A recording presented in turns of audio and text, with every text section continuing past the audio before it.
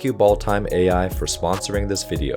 What's up guys, this is Coach Donny from Elevate Yourself, where we provide educational, inspirational, and entertaining volleyball content. In this video, we're going to test out one of the coolest tools from Balltime AI that automatically measures spike reach in-game. If you don't know what Balltime AI is, it's one of the most powerful AI volleyball tools that you can use to automatically create highlight videos, player statistics, game analysis, scorekeeping, and more. We're going to use one of our Tall Ones games from the USAV National Tournament versus CB US Gold. And I chose this game because it has high flyers on both sides and it actually went to an exciting 3 sets. So make sure you watch the full game linked below. Alright, first step is we got to upload the video, select the game type, match, the Tall Ones or whatever team you create, and I've already created a folder with all the Tall Ones games. And you drag all the files here, and the cool thing is this is all 3 sets. You can actually merge all of them. So you select all 3 and you can merge the videos and rearrange the order with which you want each set to appear. So if you happen to mislabel the files, you can actually put the proper order then. And once you merge, then you start the magic. And once you finish uploading, Balltime will automatically implement its AI, and it actually doesn't take that long. Now that it's done uploading, we're going to access the file, and you see how the AI already has labeled every single play. And I'll make a separate video about the trajectories and other cool tools like analyzing each rotation, but for this one, we're going to mainly focus on the spike reach. Just to show you how powerful this AI tool is, it automatically created each rally, and you can actually adjust the downtime in between each rally here. So once I go to actions, time after each rally, I'm going to shorten it to just 2 seconds. So 2 seconds after the rally is over before it skips to the next one. And also you can have a scoreboard.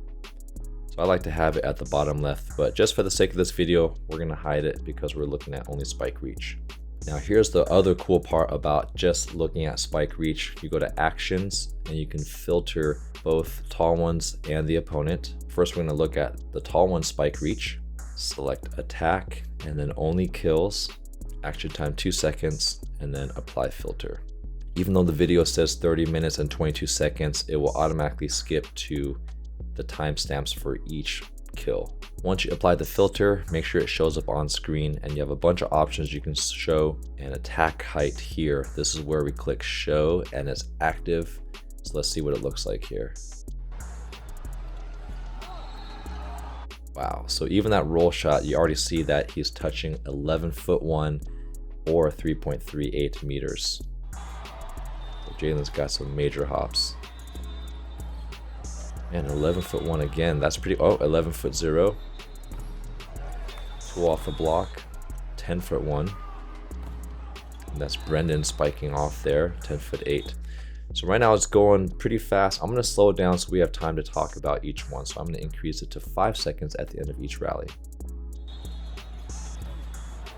So that spike reach looked like it's near the top of the antenna. And that was 10'8", 3.25 meters. Wow, he is at the top of the antenna, 11'3". Now even if it's not the max reach, it's measuring where the ball is being contacted. So he's jumping so high that the ball is probably lower than his actual attack height. Yeah, he had to reach low for that one, even though his whole chest is above the net. That's pretty crazy. Even the overpass kill, so that's a light jump, 10 feet touch. Solid kill by Brendan, 9'9". Fast to the outside. So that's about a 10-foot reach, getting his whole head above the net. And I do have a comment for getting kills. Yes, you want to jump higher and touch as high as you can, but the reality is due to many factors, whether it's the set, it's your timing. We're rarely ever reaching as high as we can. So I think Jalen, the opposite hitter, 98, touches somewhere around like 12 feet, really high. And Trevor, our other outside hitter, who is number 95, touches above 11 feet. And so this is proof that you don't always have to touch super high to get kills. It's really about, are you accelerating to your maximum velocity and making smart hitting decisions. We even got to see the spike reach of the dump here. Look at that. 9-11, dumping from a pretty high point. The men's height is actually 8 feet, so he's almost a full 2 feet above the net dumping that ball. So jumping high does help even as a setter. I think it's cool that it also measures the overpasses here. So that is 9-9 for that quick onto offense.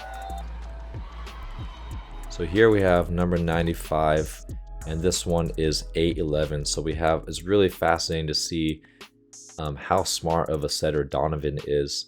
So we have two identical plays, kind of fast to the outside. So fast to the outside, and the shorter hitter is contacting at 8-11 there. Now same set right after to our opposite. Look how much higher that loop is. So I can't wait to make the next video about setting trajectories, because when we analyze that, it's the same kill in the same location, but different contact points. I highly recommend using Balltime AI, whether you're a recreational player who plays in open gyms and leagues, a competitive player who plays in tournaments or for a school team, or a volleyball coach like me. The best way to self-improve is to analyze your own gameplay, and Balltime AI makes it very easy to do that. You don't have to hire a video editor or a game statistician, because Balltime AI automatically creates player statistics, highlight videos, and game analysis tools. Balltime AI is available on desktop and mobile for a very affordable monthly subscription. They also offer a 14-day free trial, so you have nothing to lose by trying it out for free. Use my link below and start elevating your game today.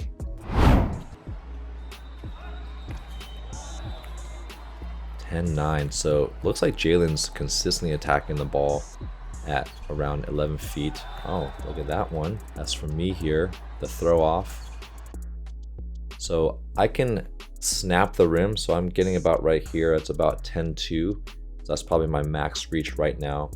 And so on my tip throw, it's about 9-5. So it looks like the general trend is most hitters are contacting it anywhere from 8 to 12 inches below their max reach here.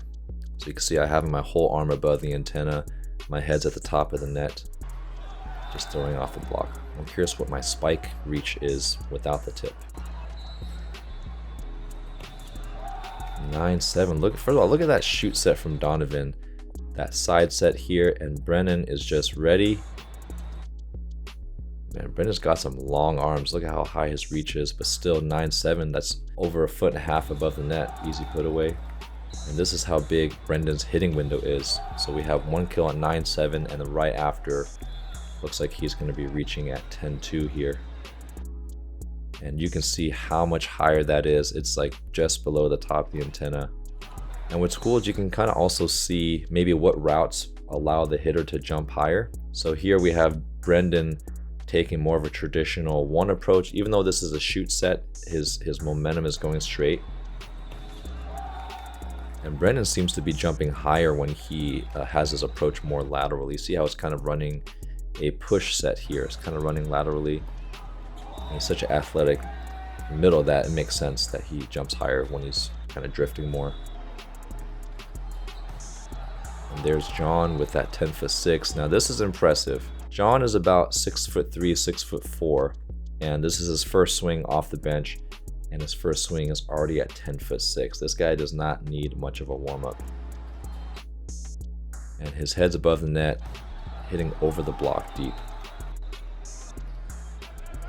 Wow, great I mean, I don't know which one's more impressive, the back row attack or the set. Let's watch that again. See how Donovan is doing a jump fake like he's going to dump, and he draws the blocker, and it gives Jalen an easy opportunity. Now, even though his whole head is above the net, it looks like Jalen's hitting a little bit more forward, like broad jumping, and I'm on the way down. This guy just jumps so high that maybe you can't set him high enough. 10-11, that's more like it. So in this one, you compare his swing. See how he's still getting his whole chest above the net, but his arm's a little straighter. Still looks like he's having to swing low. You can't get Jalen high enough. Now we're going to analyze the spike reach from our opponent. You go to filter, and just up here you select opponent. So the set's a little low, his whole head's above the net. So this is definitely 9-11, still 2 feet above the net there. This one's 11-1. That's a huge reach. Whole head above the net, near the top of the antenna. That's how he's able to hit this super sharp angle. Let's see what 10-7 looks like. Right over the top of me. That makes sense. My max block jump there, over the top into that cross corner. So I think the cool thing about this one is the dump, you just need to have it just above the net, and I think it's actually measuring the top of the ball. And it's cool to see how Donovan's dump was at 9-7 and his is at 8-6. So it's all about deception and placement if you want to be successful at attacking as a setter. 10-10.